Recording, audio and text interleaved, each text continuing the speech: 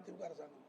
234 தொகுதியிலையும் எம்எல்ஏக்கள் 10 கோரிக்கைகளை வைக்க சொல்லியிருந்தாங்க. அந்த 10 கோரிக்கைகளை எல்லா கட்சியை சேர்ந்தவங்களும் வச்சாங்க.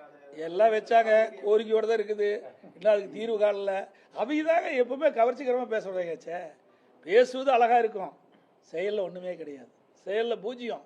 10 கொடுத்தோம், 10ல் இப்போ 4 தான் எடுத்திருக்குன்னு வந்திருக்குது. இன்னும் 4க்கு நிதி ஒதுக்குனாங்களா இல்லையான்னு தெரியல.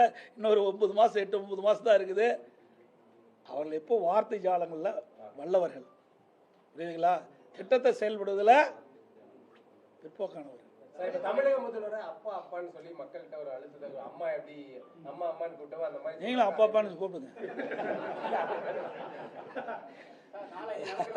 இதெல்லாம் கேட்டால் எப்படி சொல்றதுன்னு தெரியல. இதை எப்படி சொல்றது தெரியல. அவர் ஒரு முதலமைச்சராக இருக்காரு, ஒரு கட்சியுடைய தலைவராக இருக்காரு. அவரே உணர வேணும் எதை சொல்ல வேணும், எதை சொல்லக்கூடாதுன்னு அவரே உணர வேணும். அப்பா அப்பான்னு சொன்னால் பிரச்சனை வந்து குடும்பத்தில் உண்மையா தப்பா ரைட்டா சொல்லு பார்க்கலாம். அது பிரச்சனை ஆகிருக்க வேண்டாம். அது எப்படி போய் இப்போ சொல்ல முடியும்? நாளைக்கு தான் கூட்டம் போடுறாங்க. எங்களுடைய இன்னைக்கு சொல்லிட்டா நாளைக்கு என்ன வேலை எங்களுக்கு? அனைத்து இந்திய அண்ணா திராவிட முன்னேற்ற கழகம் எங்களுடைய நிலைப்பாட்டை நாளை நடக்கின்ற அந்த கூட்டத்தில் தெரிவிக்கப்படும்.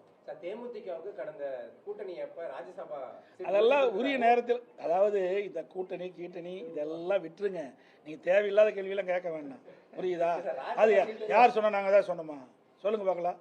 நாங்கள் ஏதாவது சொன்னோமா? யாரோ சொல்ற கேள்வியில் எங்களை கேட்காதீங்க சார். நாங்கள் ஏதாவது வெளிப்பட்டணுமா? தேர்தல் அறிக்கை வந்ததில்லை, நாடாளுமன்ற தேர்தல் இருந்ததில்லை. தேர்தலில் என்ன வெளியிட்டோம்? படிச்சு பாருங்க. அப்படிதான் நடந்துக்கும். ஜிஎஸ்டியா? அது வீதானே சொல்றாங்க. நமக்கு எப்படி தெரியும்? அரசாங்கத்திற்கு தான் தெரியும், அரசாங்க நடத்துறதுக்கு தான் தெரியும். ரெண்டாவது, நமக்கு கிடைக்க வேண்டிய நிதி கிடைக்கலைன்னா அதுக்கு அழுத்தம் கொடுக்குற இடம் பாராளுமன்றம். எப்போ பார்த்தாலும் 39 இடத்துல ஜெயிச்சிட்டு 39 ஜெயிச்சு என்ன பிரயோஜனம்? பூஜ்ஜியமால இருக்குது. நான் தான் அடிக்கடி சொல்லிட்டு இருக்கிறேன். இதே அனைத்து இந்திய அண்ணா திராவிட முன்னேற்ற கழகம் 2014 நாங்கள் ஜெயித்தோம், புரியுதுங்களா? 37 நாடாளுமன்றத்தில் நாங்கள் ஜெயித்தோம். காவிரி நதிநீர் பிரச்சனை வந்தது. உச்சநீதிமன்றம் அளித்த தீர்ப்பை நடைமுறைப்படுத்த அன்றைய மத்திய அரசு நடைமுறைப்படுத்த காலதாமம் செஞ்சது. அதை உடனடியாக நிறைவேற்ற வேண்டும் என்று 22 நாட்கள் நாடாளுமன்றம் ஒத்திவைக்கின்ற அளவுக்கு அழுத்தம் கொடுத்தோம். அப்படி எந்த அழுத்தத்தையும் கொடுக்குறாங்களா? வெளிநடப்பு பண்ணால் கொடுத்துருவாங்க. ஏங்க அழுத்தம் கொடுக்கல, நாடாளுமன்றத்தையே ஒத்தி வச்சோம்ல, கூட்டணியில் இருந்தாங்க. இப்போ இவர்கள் அப்படியே அடிக்கிற மாதிரி அடிக்க வேணும். பாசாங்கம் பண்ணுறது இவருடைய வேலை. பயம். ஏன்னா இங்கே ஏதாவது அதை எதையும் என்ன இங்கே ரைடு விட்டுருவாங்களே, அந்த பயம். மக்களுடைய பிரச்சனை எங்கே பேசணும்? நிதி வேணும்னா நாடாளுமன்றத்தில் பேசணும். நீட் தேர்வு ரத்து நாடாளுமன்றத்தில் பேசணும். நாடாளுமன்றத்தில் பேசணும். அப்போ தான் அங்கே தீர்வு கிடைக்கும். அதை விட்டுட்டு இங்கே மக்களை ஏமாற்றுவதற்காக ஒரு நாடகத்தை அரங்கேற்றுவார். ஏதோ மத்திய அரசு எதுக்குற மாதிரி. மத்திய அரசு எந்த காலத்திலும் எதுக்க மாட்டாங்க. அவ்வளவு ஊழல் பண்ணி வச்சிருக்கிறாங்க.